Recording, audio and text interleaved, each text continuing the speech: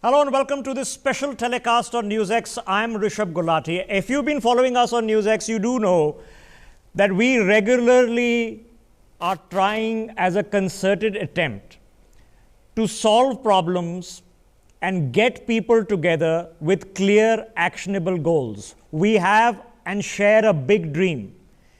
That dream has to be shared in one boat called India with all the wealth creators who have to lead us into a next generation of thinking, into a next generation of our economy and a new global order and era that is emerging. We have to identify what are the things that we can do right now, here and now, things that are right there on the horizon where we already have the best entrepreneurs, the best technology, the best ability. All that we are missing is a little bit of fine-tuning that will take us in scale, not only to be bit players, but to be market leaders. The future of everything is going to be built around data. You can't have artificial intelligence, smart homes, smart cities, digital India without data. We've been having a long conversation in this country about data sovereignty. It's all going to hedge on something very basic: data storage. We have the ability already in this country with leading companies, the best in the business, who are capable of providing not only everything that India needs in terms of data storage, but in helping become the number one player, perhaps in Asia, perhaps in the future, globally. It is important that when we examine data sovereignty, we look at not only it as a security and a policy issue, we also look at it as a great trade, investment, and entrepreneurship issue, for which we don't have to look abroad. We have the right people right here to do it. It's just about a matter of putting things together to get it done. So we are holding now a conversation of the next 60 minutes on how to make India the largest data center provider, the go-to destination in Asia, how to provide our needs, how to meet the goal of data sovereignty, and how to turn this into a vibrant, buzzing ecosystem with a great potential for our economic growth, all included. Some of the best in the business are joining us. We are doing this in partnership with ASSOCHAM. Let me introduce those on the panel with us. Darshan Hiranandani is joining us. He is Group CEO, of course, of Hiranandani Group. He is also Chairman of the ASSOCHAM National Council on Data Centers. Sharat Sanghi, who is CEO, Global Data Centers and Cloud Infra at NTT. He is the co-chairman of the ASSOCHAM National Council on Data Centers. Sumit Makhija, Chief Executive Officer of ST Telemedia GDC. And Suhan Mukherjee, founding partner of PLR Chambers. They're all with us on the broadcast. Darshan Hiranandani, if I can begin with you, for viewers watching us, help us understand the scale. What is the opportunity? Where are we at in data center utilization? Where do you see it going? And what's the Pan-Asia opportunity? With something very simple, and I'm going to use two different metrics to measure where we are. We are 20% of the world's population, but we are only 2% of the world's data center spaces with us. So we have 400 megawatts of generally grade A data center capacity that's available, and that sort of is only 2%. I want to use another metric just to give people a reference. So if we have to balance ourselves by my first metric, we need to be 10 times. So from 400 megawatts to 4,000. I want to use a second metric. If we compare smartphone users, we have 500 million smartphone users in India. We have 500 million smartphone users in Europe. So we have 400 megawatts of data center capacity. They have 8,800. So second metric shows that we need to grow 20 times to really be self-sufficient. Now, that's just domestic and internal consumption. Now, in terms of opportunity, capability, I think we are second to none. I know our company, Yotta, we just built Asia's largest tier 4 site. It was a 40 plus megawatt building. But our two campuses of Panvel and Chennai, they have the potential to be 1,000 megawatts each. Similarly, we're building two more in Delhi and Calcutta.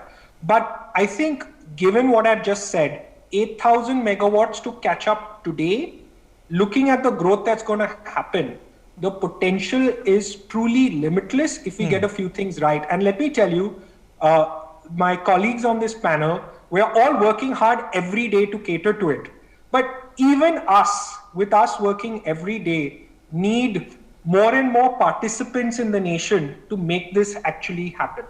Okay, so Darshan, what you're saying is that the opportunity is right now almost limitless, right? You can talk about 20 times, 30 times, 40 times, and data domestically in India is only going to grow. But we also want to become, like in space, we also want to be providing services.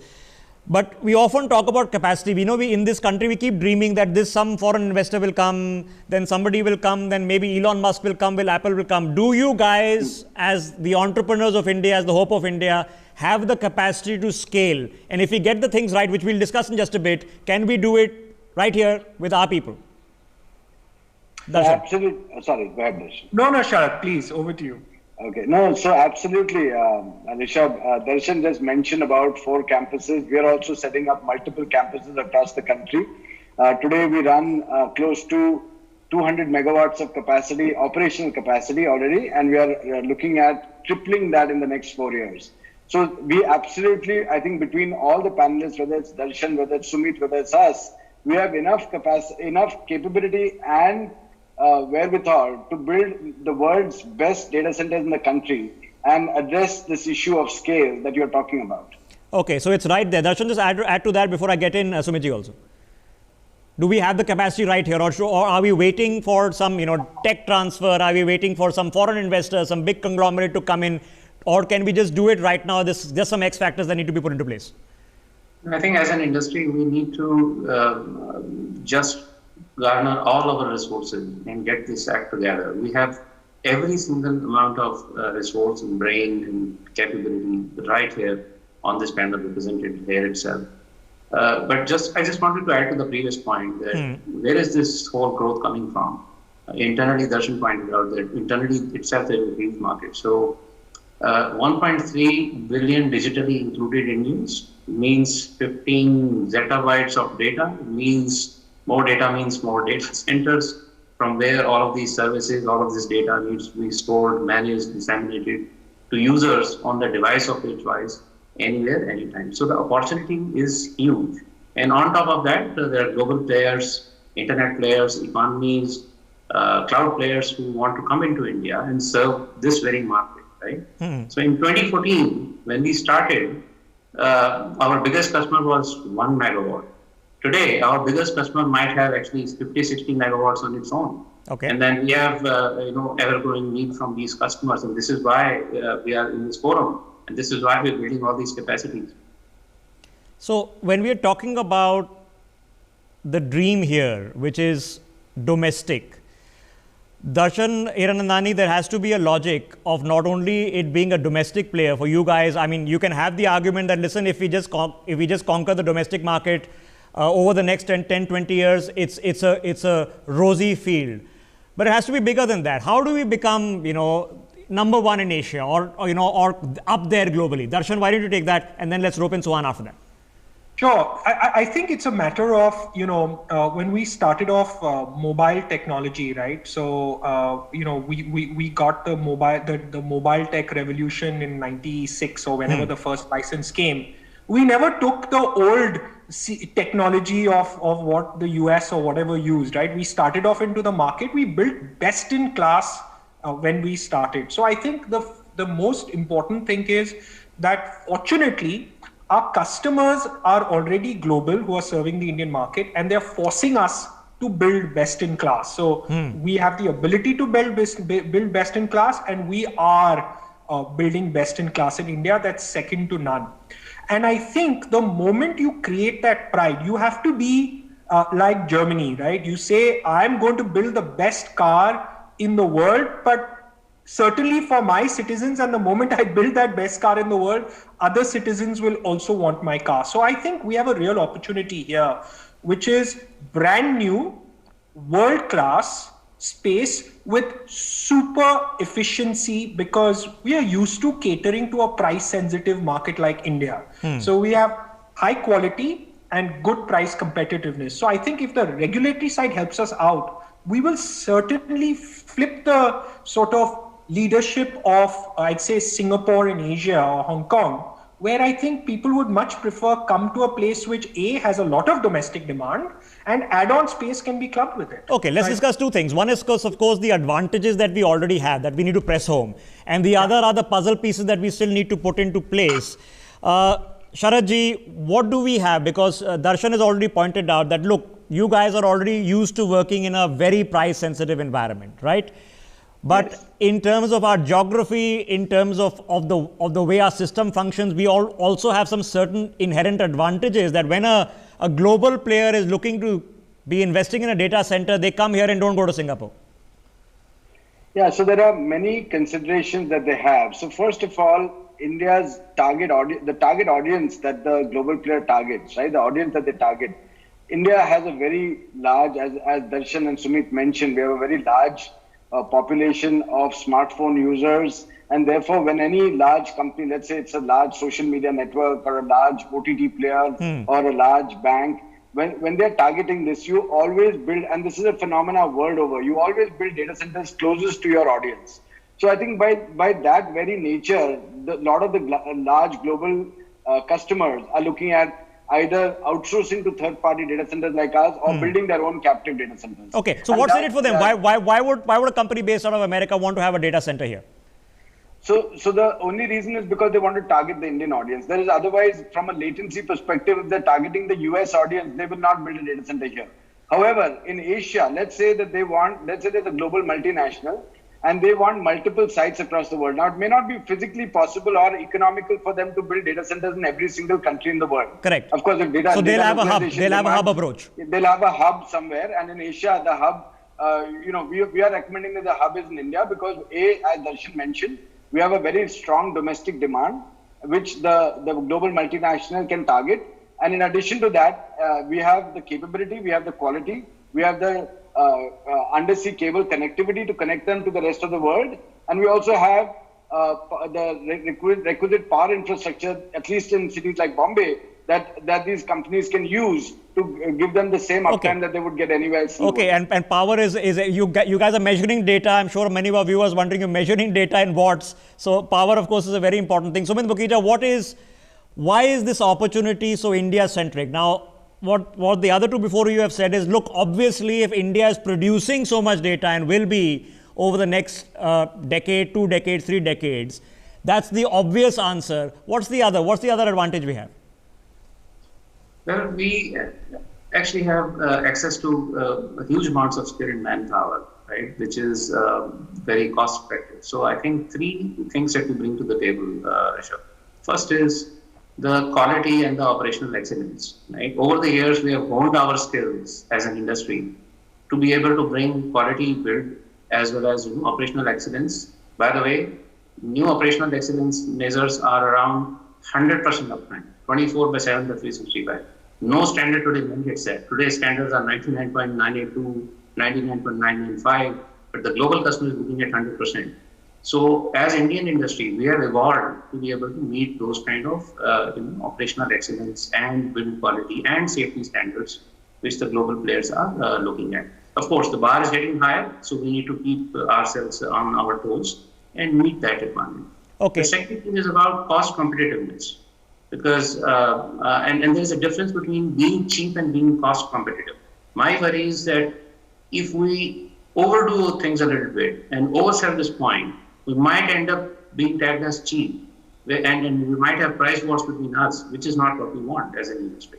Right? So these are the 2 main things. And finally, an area of improvement, which maybe you will ask later, but I can share now, is the time to market, which is perhaps a slightly damping point, because in a typical data center, you have 6 to 8 months of pre-approvals required even before you can dig the ground. And add to that 12 months of construction, add to that 6 months of technical fit-outs. It's a 24-month cycle from time to market.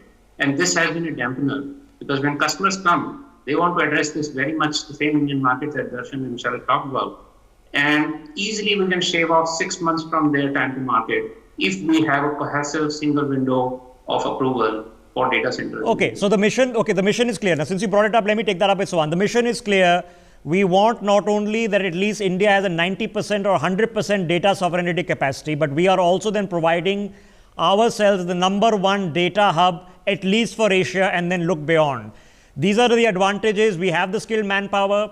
We have the best technology. We have the companies ready to go for it, who are already doing it, but they just need to go into exponential scale zone. And these are the problems in going into exponential scale zone. Sohan, help us understand what are the issues that, that turn something from a 20%, 25% CAGR into a 200% CAGR.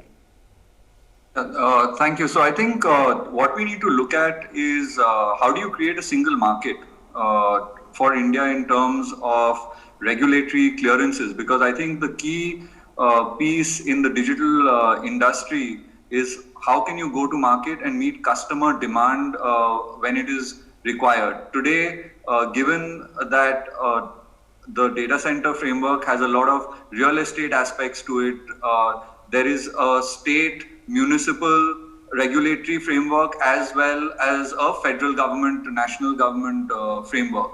And I think the idea is how can you actually collapse all of this? If you see, the government of India had got into an arrangement with states on right of way, because otherwise everybody laying a bit of cable had to go and seek permissions from the local municipalities or the local state governments each and every time. And therefore the Department of Telecommunications got all the states together, or at least the majority of the states together, to give a single clearance for right of way. I think you need to look at what are the input elements in this industry so that you can help entrepreneurs here to build fast and to build capacity across the country. It cannot be very, very region specific and concentrated in any particular area.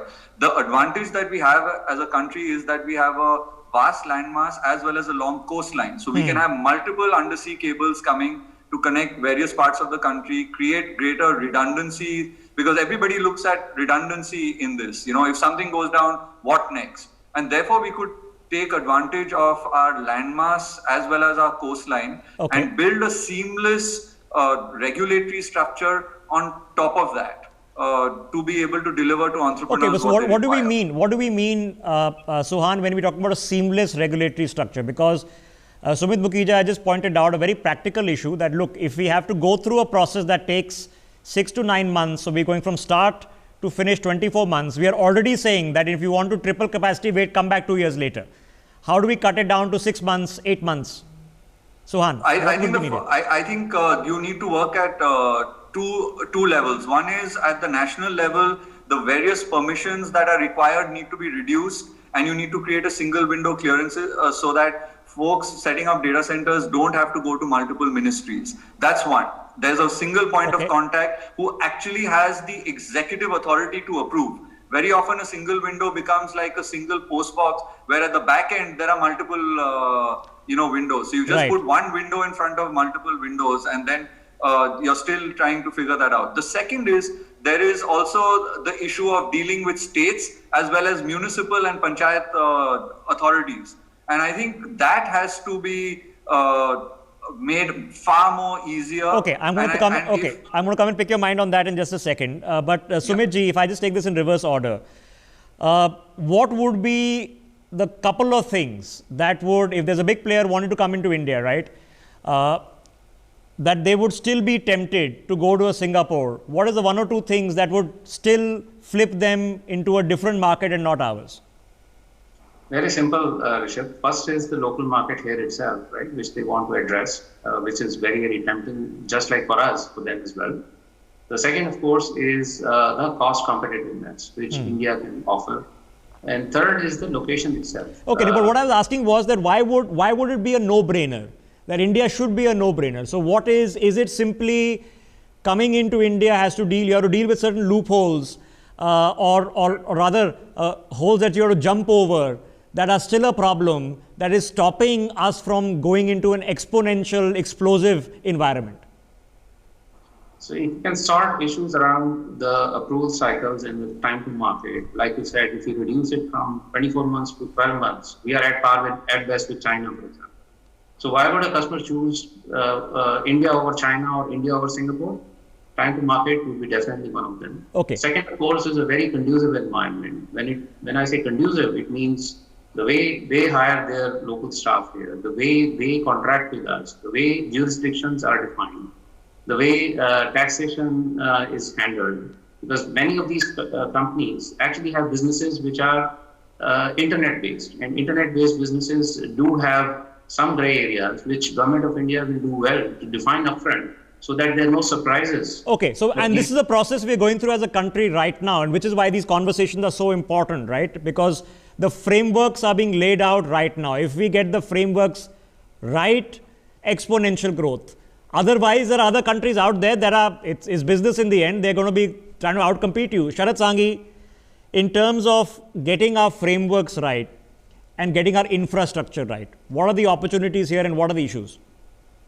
So I think there are two lifelines that a data center has, right? One is power and one is fiber. So the first important thing is that we should get a very reliable power infrastructure across the country. I mentioned earlier that while Bombay has a very reliable infrastructure, and I'm not sure whether that's because of privatization or or other reasons, but for example, in Bombay, we use both Tata Power and Adani, and they're second to none in the world.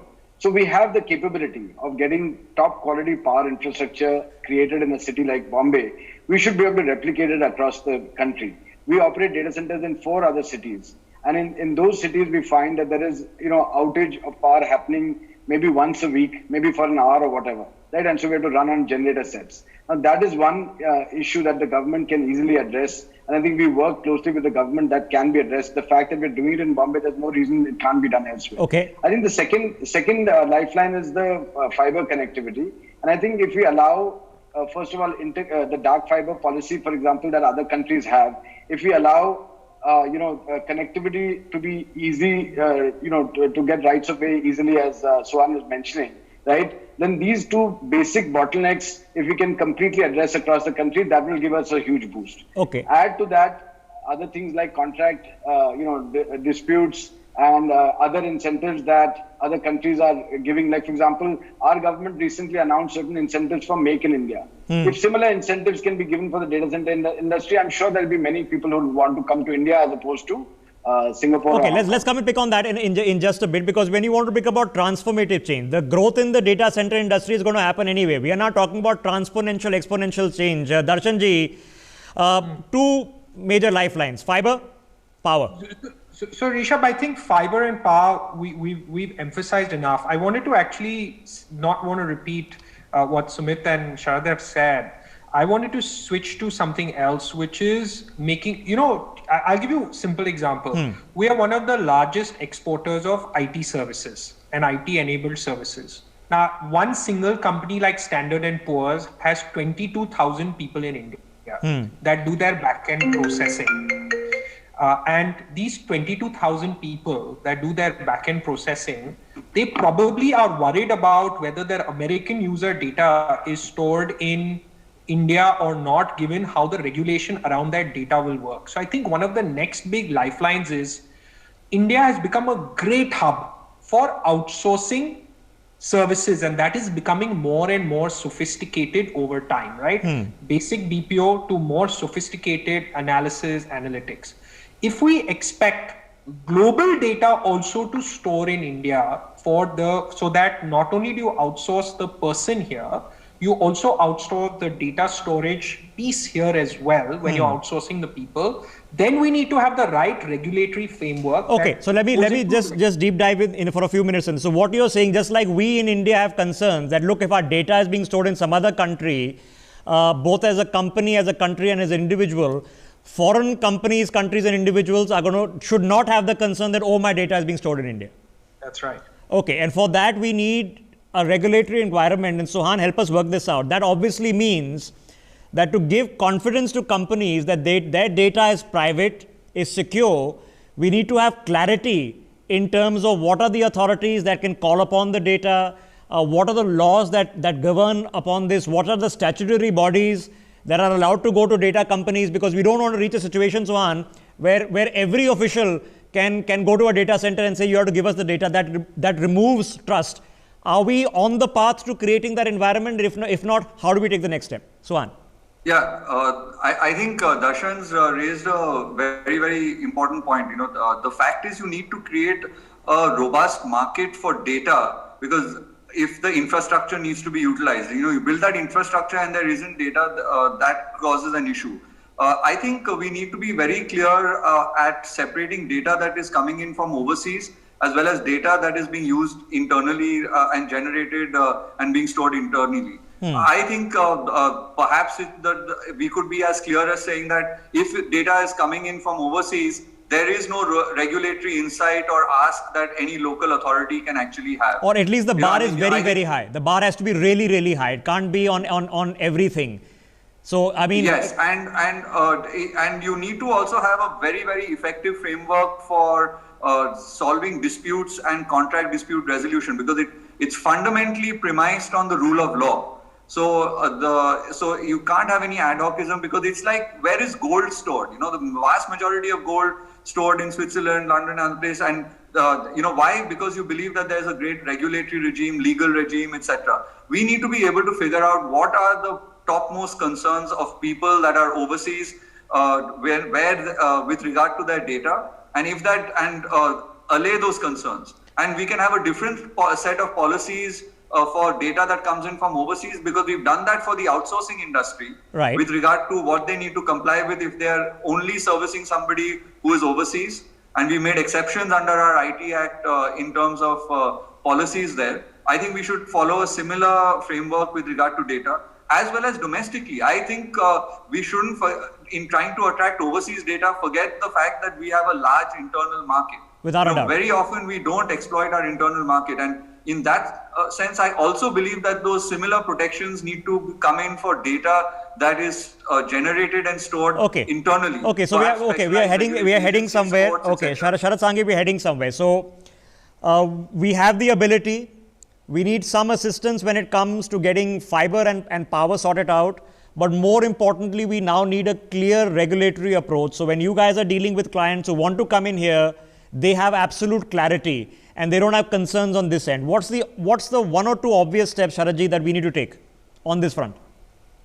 So today most clients who are coming into the country are storing data for the Indian audience. So for example, whether it's a bank, right, it is storing data for the customers of that bank in India, right? Obviously, we are trying to also attract companies to become the Asian hub, right? So that not only Indian data, but also Asian data has. But if you look at what is happening today, most of them are, storing data for the Indian clients here. Now, there were various drafts of the data protection bill, and I think Suhan is better placed to discuss that. But I think the concerns on that was that some of the onuses on that, right? If it's as long as the onus is like the GDPR, where it is only commercial in nature and not nobody can go to jail, etc., then they are fine, right? But so obviously we'll have to see what the final act comes as. But in general, right? While data protection is important from a national security perspective, data protection is important to protect the individual. But we must also, as Suhan mentioned, be a little cognizant of the fact that we may not have only Indian data here. We may also have international data. No, I think we have great examples. I was interviewing just a couple of weeks ago the team that is putting together Gift City in Gujarat, which is a great model of where you have international transactions where the hub is in India, but they're considered international transactions. And it is a completely different regulatory mechanism for those kind of international transactions. Differentiation is a good idea. Sumitji, why don't you weigh in on this? Then I'll ask Suhan to keep in mind that we have a Data Protection Act. We are waiting for a final draft to come up, and I'll take some of his suggestions on that. Sumitji, what is the obvious thing that we need to get in place so that a company coming to India can be assured that whatever megawatts of data they are putting up over here, the bar on legality and jurisdiction is very, very high on that? Yeah, the companies doing business in India, global companies, they're equally worried about the data of the Indian customers as well, right? And unfortunately, data privacy, on the other hand, in India has been very, very subjective problem. So every time we are browsing we think we are safe, secure, and no one's watching us, but every click is getting recorded somewhere. Every time you use a voice assistant, we think that it is in the privacy of our home, but it is getting recorded somewhere. Similarly, you fill an online insurance form with one bank, and next day on your number, very same number, which is in your DND number, you get a call from another guy trying to sell you a car or some other credit card or something. So that's the state of the privacy in India, unfortunately. Which I think these kind of bills should address it to the root. And once the companies who are coming to India have that kind of faith in this bill as well as what it is trying to achieve for the local Indian customer, I'm sure they're going to trust what we can do as a country and as a regulation for the global customers. Okay, that's a fascinating way of looking at it. Suhan Mukherjee, I mean, we are obviously in the middle, right, of creating this, and it's going to be so important that we get it right. What are the few things that you would want us as a country that we should be looking out for? What's your expert opinion that we give companies confidence that when we mean secure data, we mean secure data, and that's not just technical security, it's jurisdictional and legal?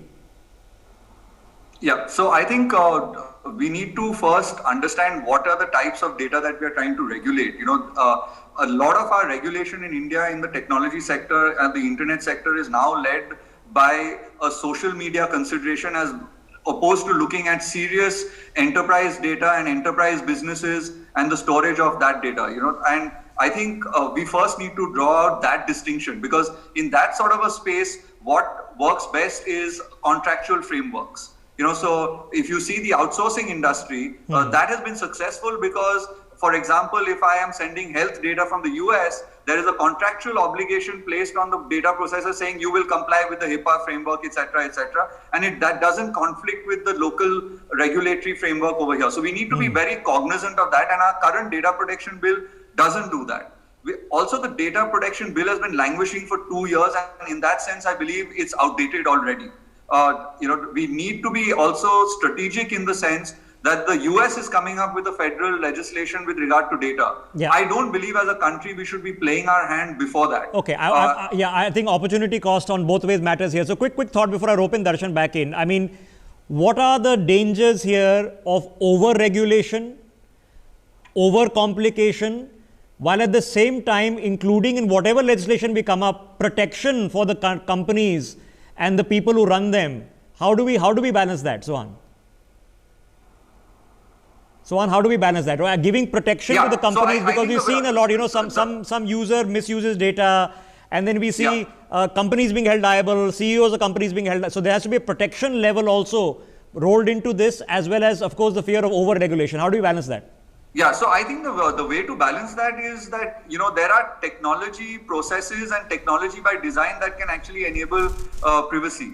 I don't think criminalizing and creating offenses where CEOs go into jail and boards of directors go into jail is a solution. I think we need to be cognizant that what you require is predictability, transparency in any legal regime, and we need to bring that into the data framework so that we understand consequences. We also need to understand technology. Our law very often doesn't understand how technology is ordered, and I think you need a collaboration between lawyers and technologists when you frame a regulation in the technology space. And presently, our Data Protection Act does not do that. And I am actually personally very concerned that we may end up locking ourselves into what is a slightly prehistoric or difficult and onerous framework with the current data protection bill. Don't worry, here we have the lawyers and the technologists talking to us, and this is a public forum. Darshan Hiranandani, now as an entrepreneur in this field, pushing it,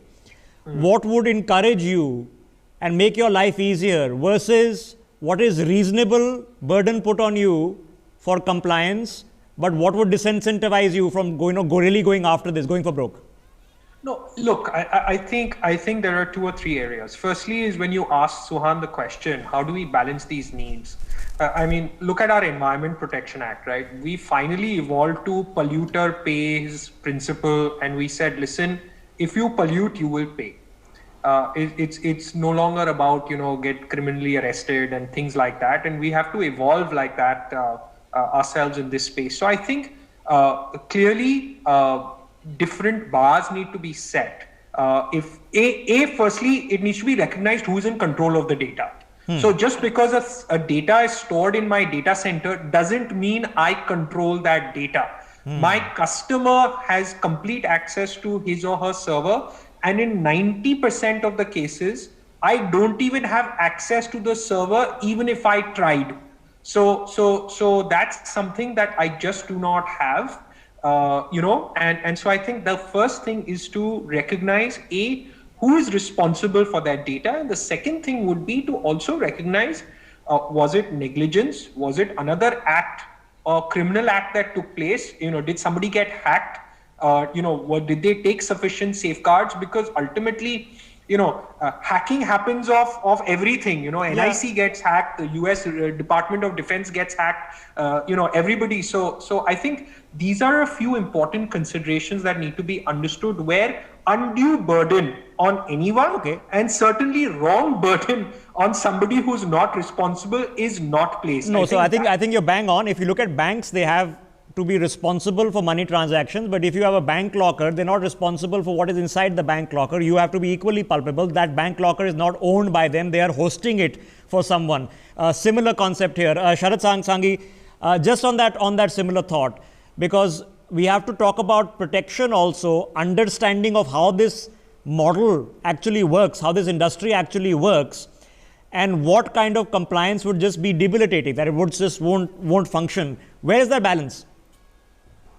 Yeah, I think if it's too much compliance would be difficult, and I think some of the global majors have expressed it. And just to Suhan's point, I do believe in one of the recent versions. I don't know if it's in the latest version. They did classify data into three categories. That is critical, sensitive, and general. And critical and sensitive data needs to be hosted in India. Critical data also needs to be processed in India, but stuff like social network, social media, and other things which may not be deemed as either critical or sensitive possibly could be hosted elsewhere. But yeah, coming back to the regulation, if there is too much burden, if for example we are asked to constantly provide, like for example, we also run a separate company which runs an ISP license, and in that case you're supposed to technically keep all your data flows, which is very difficult to maintain. So you sample data and you store some data. So if there is some kind of a regulation which makes it very, very onerous and very difficult to comply, or very, very expensive to kind of maintain the data, that could become a negative factor in this whole scheme of things. Okay, well, that's the practical consideration, and the very, very logical consideration which Darshan Hirandani just said, that the business model needs to be understood when you're drafting a particular regulation for that business. If the regulation is hindering the basic premise of the business model, it doesn't work. Suhan wants to make a point. Yeah, Darshan, just 1 second. Suhan, make a point, then I'll come to Darshan. Yeah, Suhan, the point that I wanted to make is, what will help is if you have quick dispute resolution mechanisms and decision making, because we can't foresee every type of problem that's correct. And given that this is the technology industry, speed is important. So I think we need specialized courts or maybe regulatory oversight mechanisms that can respond within an hour, within 2 hours, within 3 hours, if either a consumer or a company, so that you're able to figure out what went wrong and who's actually responsible, backed by digital forensics teams, so that we can ascribe that liability in the right place rather than create harassment or bottlenecks. Okay, Darshan, go ahead. Yeah, well, I personally feel that, again, when it comes to the point of who's responsible and how responsible they are when something happens, we need to have some sort of a credible entity, body that's a joint framework of people who are actually running data centers, cloud providers, and government. And what needs to happen is monthly bulletins, quarterly bulletins. We have it in the aviation sector, right? Critical aircraft flight, critically, they say, okay, there is this one piece, we think it could be defective, you have to replace it. Same thing with automotives. We believe that in data centers also, if we're talking about cloud protection or some sort of specialized protection mechanism, some sort of bulletin network where we are all working together saying, incident happened. Yeah. This is what everybody needs to do to upgrade. If somebody doesn't do that, please hold them responsible. But I think, just keeping it too far-fetched would be difficult. So it comes back to the point that technologists, the lawyers and government need to sit together in a constantly upgrading framework. Yeah. This thing is moving like at a bullet train speed, the evolution of this.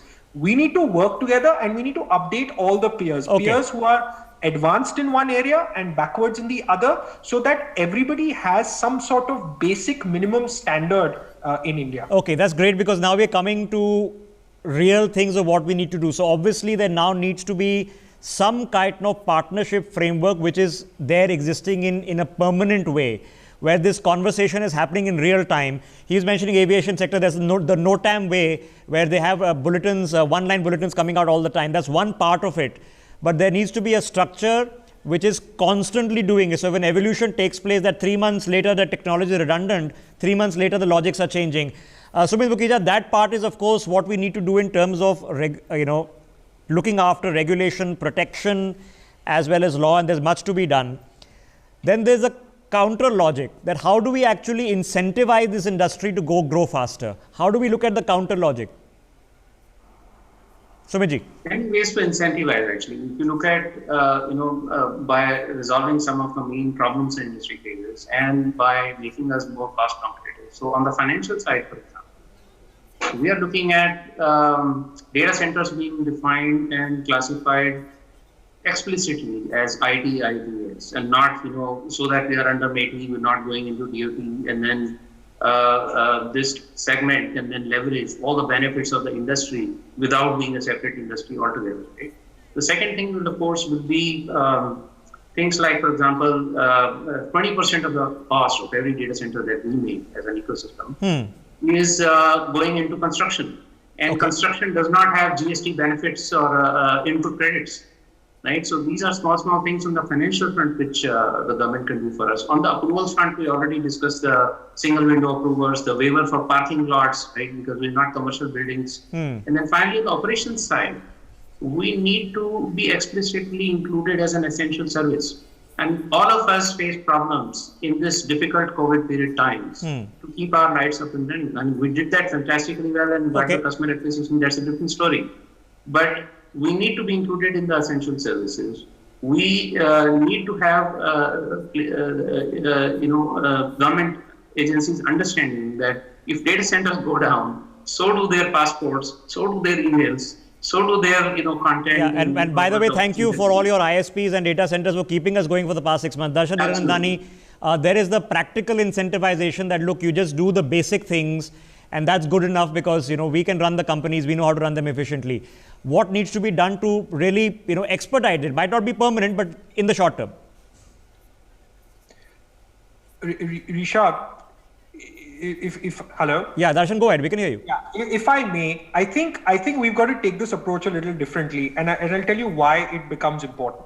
You see, our biggest import where our dollars used to be spent was oil. Correct. Now the oil price has of course come down, so it's reduced. Then we realized our second biggest import with this growing revolution turned out to be import of smartphones. We were spending so many dollars buying smartphones from abroad that we realized our currency was going away in doing that. And the moment government realized that, we created huge amounts of incentives saying electronic manufacturing should come to India, assembly should come to India, give them SOPs, make it happen, make it happen, make it happen. So they realized there was a drive. I'm only telling you this. Third is people don't realize that we are storing a lot of data outside India where dollars are also going. You don't realize that if Indians need data storage, we don't create it in India with the number of smartphones and all coming. It's going to be your next problem down the road that's going to exist where dollars will be going out of the country for no reason. So if for nothing else, sovereignty is one example, but simple conserving and utilizing our dollars back in our country should be reason enough for the central government, for the state governments, forget all the positive opportunities, but for just that reason alone to say, guys, build this, make this happen, create it in an environment of abundance, give it a special status, make it essential services, because it's going to actually save our foreign going dollars. Okay, I think that's an excellent example over there, and you made a very good argument with that point. Sharad Sanghi, why don't you just add on that? Because one is clearing the way, having the proper, jurisdiction, legislation, regulation, and the other is to actually now treat this in a mind space as a country, but with every single point of authority, that this is a very important service, and we've learned that lesson in the past 6 months. Yeah, I absolutely agree with whatever Darshan and Sumit have said. And basically, in addition to one, of course, is the Essential Services Act, and that has one more advantage that I want to mention is that we won't have load shedding happening on data centers. The good news is in the pandemic, actually, most states did recognize us as an essential service and at least allowed us to have 10% of our staff. The second thing is also to give this infrastructure status. So that allows foreign direct investment to come in India, right? The other thing is have a separate building code. In the national building code, have a separate category for data centers. So that will address things like parking spaces, that will address things like fire detection and suppression, because we use some of the state-of-the-art technology for that, which is not even there in our current building code.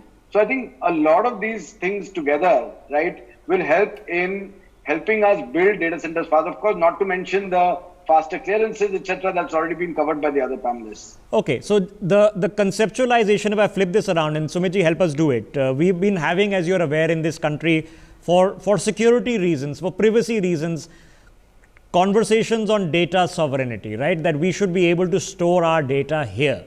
Now, you guys have to build the infrastructure for us to be able to do it, you and the larger industry and the other players. In this case, is there an opportunity as well in us going ahead with data sovereignty? And what does that really mean? How do we talk about ourselves as a data sovereign nation going ahead?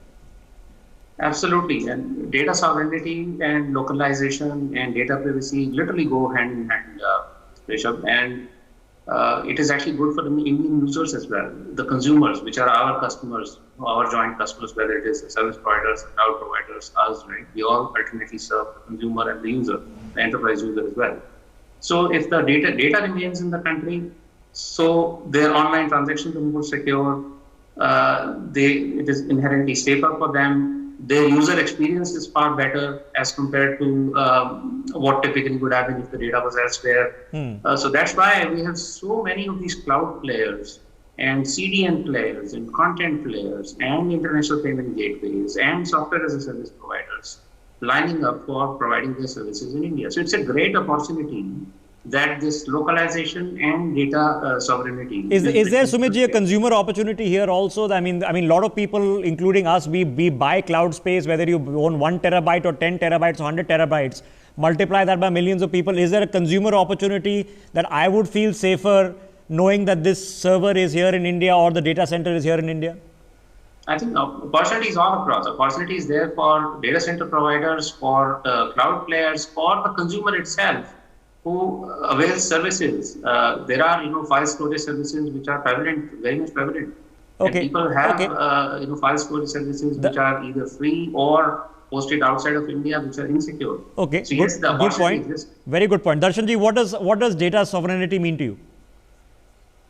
Well, certainly, I think to the ability to manage our data using an Indian sensibility. Our constitution declared that, look, every Indian citizen now has a right to privacy. So I think it is extremely important that we develop infrastructure in such a way that we are able to afford those protections to every Indian citizen, and we can manage it to that expectation, and hopefully we can set the right one. Okay, same thought to you, Sharadji. I mean, what does data sovereignty now really translate as? So I have a slightly contrarian view here, and that is that, while I'm all for the fact that, if it's in the interest of national security, or if it's, let the customer decide, right? If the customer wants data to be present, then we should be able to provide it here. But at the same time, I've seen concerns with some of the global players where they feel that some of the conditions in the earlier version of the Act were not as, not as amenable for them to bring, they didn't necessarily want to bring their data here, right? And so, and I think Swan touched on some of those earlier. So I think there should be a balance there, and that while anybody who wants their data to be present in the country should be allowed, and we with all of us who have data centers in the country, we can confirm and guarantee that will be here. But let the customer have the choice of where they want the data. Okay, I think Darshan, what he's suggesting is that if you do come to India, you want that confidence that data mobility still exists, that once you put in the data here, if you want to someday take it out, you can. So in this concept of balancing data sovereignty with data mobility, it works similarly as taxation. You lower the tax rate, more people pay tax, your amount of tax collected goes up. How do we find that balance? Well, I think we're talking about three scenarios here. Scenario one, where somebody is actually bringing their foreign data to India for processing. Nothing to do with Indian data per se. I think it needs an independent regime, as Suhan said. It has to be treated like an SEZ or an IFSC, International Foreign Services Center. It has to be completely independent and it has to be blockaded. Okay. Part two, we are talking about where Indian consumers want that comfort that unless they are explicitly consent to otherwise, their data remains protected. So the default for them should be something that guarantees them some right to privacy, as is enshrined now constitutionally. Okay. So I think there are two, and third, going to Sharad's point, is that I think if an Indian user says everything, I think there is some explicit framework that could certainly be created around that. But I think privacy itself is something that is meant for the protection of a general consumer and has to be looked after like that. Okay, and maybe there's a future, and you're not front-facing companies, but maybe there's a future where the front-facing companies will give us an option that where do I want my data stored, and that might be it. Sohan wants to come in. Sohan, go ahead. Yeah, I think when you're looking at data sovereignty, it means different things to different people. And I would just like to put in one aspect to consider.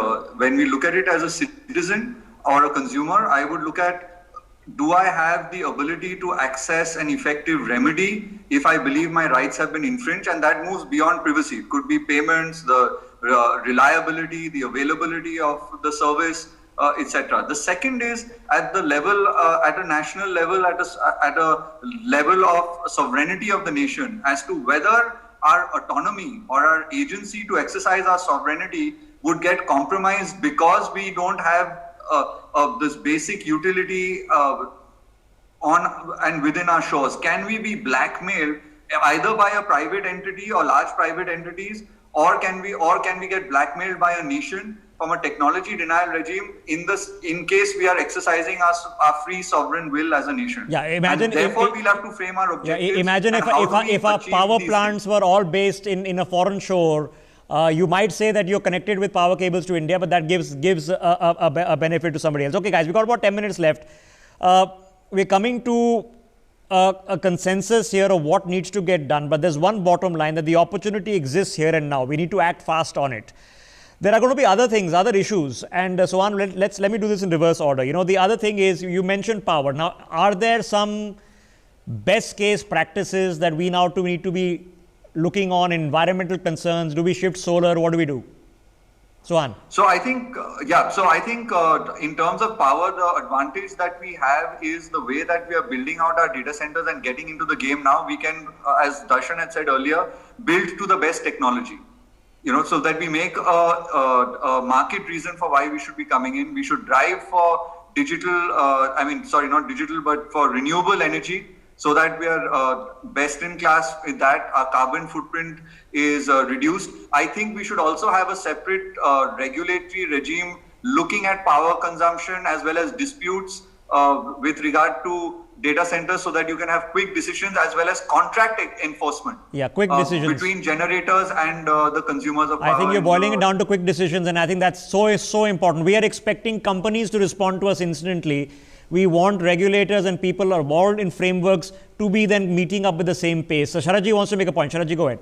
Yeah, so in terms of best practices, one of the most obvious ones, right, at least in cities where there are multiple power providers, is to ability to have multiple power providers feed you. So ability to get dual feeds. In Europe, in US, everywhere you can have two different power providers feeding you. But in some states in India, you only have one. But in the states that you have multiple, you may not be able to use both at the same time. So that's a very basic thing that can be done, right? The other thing is in terms of renewable, I think, data centers are very efficient use.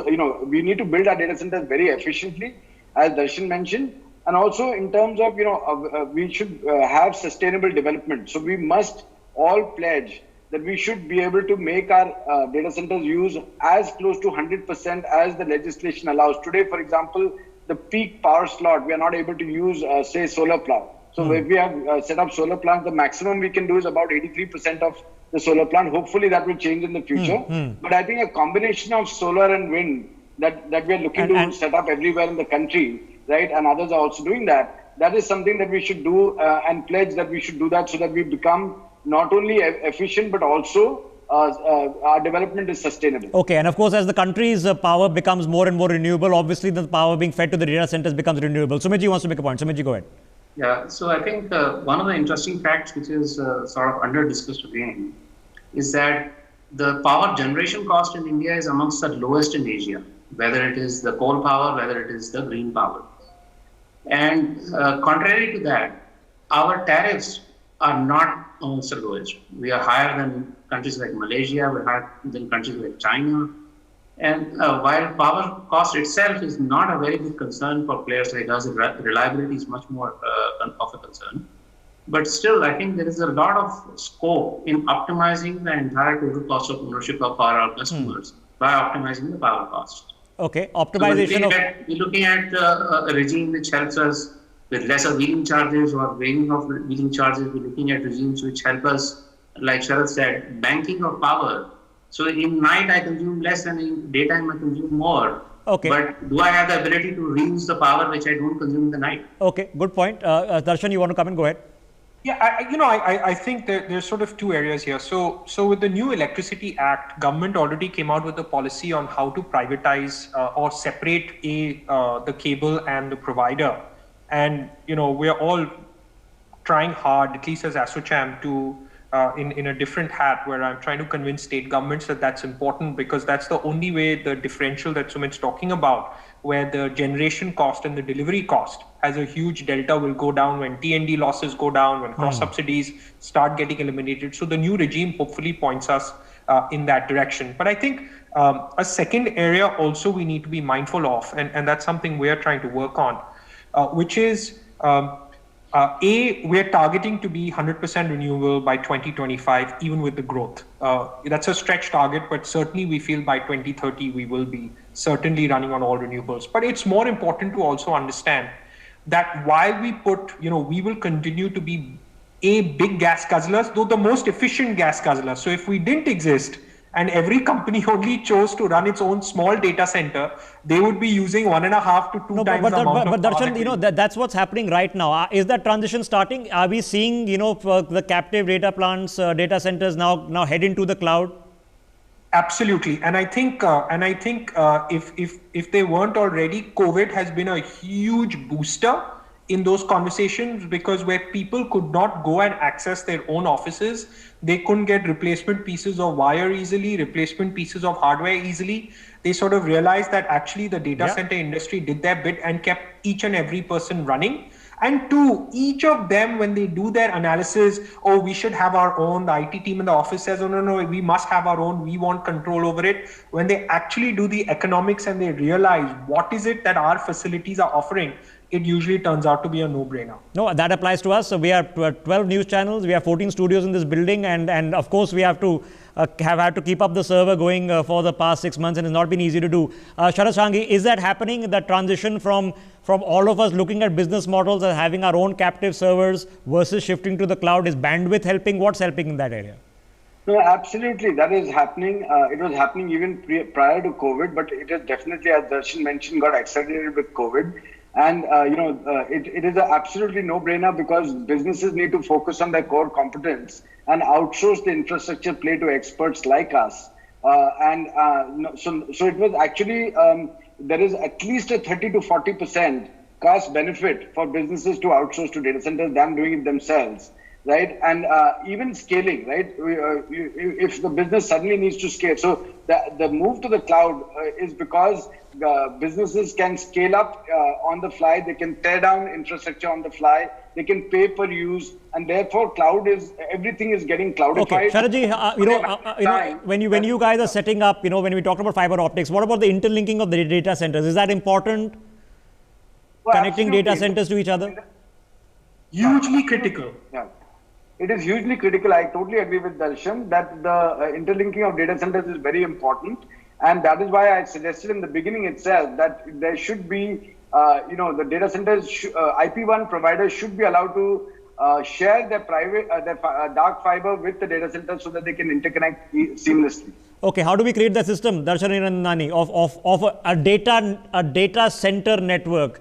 Can it be piggybacked on some other network, or I'm assuming does it have to be dedicated on what you guys call the dark fiber, which I'm sure a lot of people are wondering what that is. It's the complete opposite. You have to think of this as a regular fiber operator wants to run a local train. He wants the maximum stations, maximum on and off hops. This is a requirement of an expressway. We want a fat cable with the minimum number of exits on it, right? So we have to create something parallel. Every new data center that comes up has to happen. And we have to find out a good, meaningful way to allow the company that puts up the data center to extend maybe that piece of fiber, come and partner in it. So people who are hyperscalers, we have to create this ring that interconnects all of us in sensible, meaningful ways. And a new hyperscaler can always opt into that ring by adding on that extra piece or whatever that's required. Yeah, last mile is separate. So we need a fiber mala for this. Sumit ji. Yeah, 100%. Okay, Sumit ji, same thought. We got a couple of minutes left. Same thought. Creating this parallel infrastructure, because if you're looking at scale of 8 or 10x, not 10%, how do we get there quickly? Yeah, I think the speakers before me have said it all. We're looking at interconnection of data centers. We're looking at policies to support that. We're looking at a mindset change from being a small, mid-time country serving 400, 500 megawatts to a country which can support 4,000 megawatts. So it's a mindset change also that we need. And I think as an ecosystem, we are working towards that. And data center is all about ecosystem, whether it is interconnectivity, whether it is customers, partners, manpower providers, even hardware providers, and even competitors like us were to come together. Okay, I've got a minute left. Suhan, for people who are watching this broadcast, and they're going to be people from across the country, many people from across the world, the excitement that needs to buzz around this industry, is it in the opportunity that lies that you guys have so well described? Or is it that something transformative is about to happen and we just need to put these puzzle pieces together? I think it's about putting the pieces together and actually having a grand vision. We need that grand vision to be implemented actually, because I think everybody knows what to do. I mean, the way that we've been able to say transform into GST and things like that, the digital transformation cannot happen without this essential backbone. It is the future of our economy, society, and our polity. And if we don't act now, it may become too late to retain our sovereign autonomy as well as our strategic autonomy. Yeah. So I think it's about the vision and implementing that vision where we discussed it earlier, business, government, and those that make legislation and regulation come together to say that we will create a dynamic response system. Bang on, because every month that passes, of course, there's an opportunity cost, but we also want to get it right. But Darshan Hiranandani, what is getting you excited about this space that, it's going to bring about something transformative, fundamental, that we can actually be leaders here? We're not catching up to somebody else 4 or 5 years from now. Look, I'm quite encouraged. We are getting shovel ready for at least 2,500 megawatts. And all the other people on the panel are doing the same. We will just drown everybody else in world-class capacity, and we will make sure world-class capacity gets commoditized. So irrespective of all the issues, the clearances, the problems, we'll still make it happen because we got this far. Sharad Sanghi, what is getting you excited about this? So I think the opportunity, the tremendous growth in data, which is more than, that's exploding from 33 zettabytes to 175 zettabytes by 2025. The growth in the forecast and the growth in power from 375 megawatts today to over 1,000 megawatts. The 23% CAGR that everybody's talking, and the point that Darshan and Sumit made, that is exciting enough. Every single global major looking at India to set up their infrastructure here. I think there's a great opportunity for us to not only to cater to the domestic requirement, but also become an Asia hub. Okay, Sumit ji, last quick word, sir. digital disruption is real, it is tangible, and data centers are the bedrock of digital disruption. And we need to do our bit to capitalize on that opportunity, bring global players to India, and address the Indian customers' requirements. Okay, now you guys need to help us, and we are in the communications business, that we need to get people out there at their homes getting excited about watching these data centers come up in this country. This is the future. We are all producing data in the zettabytes, which I'm sure many people can't even understand how many zeros that has. This is the future. We are all talking about the future, that data, new gold, new oil, tomorrow you'll have data exchanges and data trade, and anything is going to happen. This is the front line. This is a place where we have the ability, we have the right people, we have the businesses, we have entrepreneurs who are gung-ho, we have the manpower, we have geographic and market advantage. If we just put some puzzle pieces together, we are growing anyway, but we can take this to a different scale. And maybe if we start imagining scale, then we can all get excited about it. Thank you so much, gentlemen. It was a great conversation. Let's keep this going so that we can, push this towards some actionable goals, which is what we are here to do. We leave it there. We take a break. See you in a minute.